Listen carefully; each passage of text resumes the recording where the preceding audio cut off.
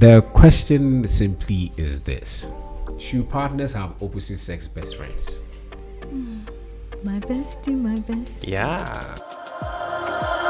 There's nothing really wrong having a bestie in the opposite gender. However, every choice comes with its pros and cons. That is what we must realize. So we must be honest with ourselves that the reason why some people may find a problem with having a bestie in the opposite gender is because of, let's be truthful. Of course, that's why we're here. It's because of the cat. It's because of the cat. It's because of the flamey cat.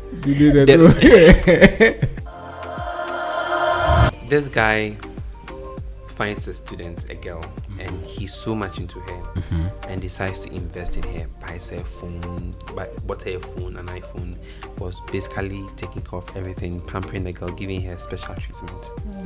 And he wants to save this girl for the future. So he's decided not to touch her. So this is a guy I know is very sexually active. Some of the ladies he was not spending on them, they were rather even spending on him. But he decides to spend on this girl and save this girl For the future. And the phone he bought for the girl got damaged, so he took the phone to the repair. So the long and short of it is that he found out that the girl was entertaining someone, even to the point of sex. When he decided not to, somebody else this boy came to work the next day, was doing good, and he was sick. Who was sick? The guy came to work and he was sick. Wouldn't he be sick? We had to be overtaken by that kind of news. Give him an excuse duty to go home because he couldn't do anything. Psychologically messed up, man. Do you know, with this story, I know a couple of ladies who go on the defensive and say the guy spending on the lady didn't tell the lady he wanted to have an affair with her. My question to those girls: when you were accepting, what were you thinking? No, guys, for that Christmas. Do you know when I'm there and guys start being very nice to me, I ask them. Even for that Christmas, when he brings you your present, he will take cookie. He will take the cookie. And then so the figurative cookie. It's okay. There's some kindness. You know that there is something attached to it. Of course. There is no problem. Just you are my friend. We've closed from work. You've bought me lunch. I won't think about it somewhere. But the next day, Jesse is coming to work and he has actually cooked me lunch. Where is Jesse going with this? You see, buying food for someone is not a problem. Different from cooking it. Cooking it. If a lady, look, I've had a very bad story. I did this one other day. A lady cooked for me and I didn't make much of it. It became a big issue. Hey. I think people ought to define their relationships. Friendship, besties, enemies, acquaintances, colleagues. Define the terms of that relationship. Now, I have a partner. I have had my life, or I have been living my life before I met my partner. Good point.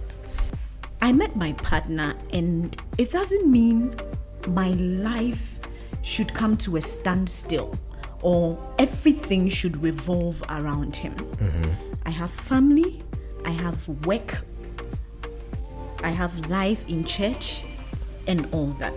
Now, the jealousy aspect will always come in. It will come in because am I spending too much time with my bestie more than I'm spending with my partner? So it's one thing being told to set boundaries, but a lot of people don't understand what boundaries are. Boundaries are very simple. The extent of time, the amount of time you spend with a person, the places the person has access to, how much of you the person has access to. So not just so physically, how much of you. Is the person able to touch any part of your body? Is the person able to hug you anyhow? You know, you see some friends and the guy is hugging her from the back, hugging her from the front, pressing her buttocks. You see, the amount of physical access you give to the person, Man of God. the type of emotional access. If the person brings a certain topic, like, oh no, shut it down. You don't encourage certain conversations. So the person wants to find out about your past, your sexual life, and then you just laugh and change the topic. With time, the person realizes that now this is not an area you want to engage the person on. So boundaries basically mean limiting the amount of access a person has to you, access to your time, access to your body, access to your information. All these things, that's what certain boundaries are. Now, it is said that if you want to understand someone very well, look at the person's friends. Yeah. Because your friends are a reflection of various parts of you. Because I mean, there's a you in all your friends, and there's a part of your friends in all of you. Yeah. Because you guys will share a joke and laugh about something. That means that there are certain things that overlap, certain personality traits that overlap. So by looking at a person's friends, you can get to know the person well. So I was like, a penny for your thoughts. That I have too many guys around me, is that a problem? Then he goes on to say, yes, for him, it's a problem. Right there and then, I said to myself, Sewa, if you're going to date this guy, you have to cut off all your friends.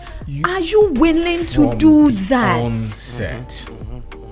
Am I willing to do that? So you see, this guy gives me the opportunity to sit back and decide for myself if I'm willing to cut all my friendships and ties because of him. It means me, this is very, very realistic. For me, I'm putting all my eggs in his basket. So I sat down and I was like, I can't do that. That's all. So these are people I've formed a certain tie and bonds with. For you, a new person, to come into my life and say that I should let go of all those ties and friendship, that is a problem for me.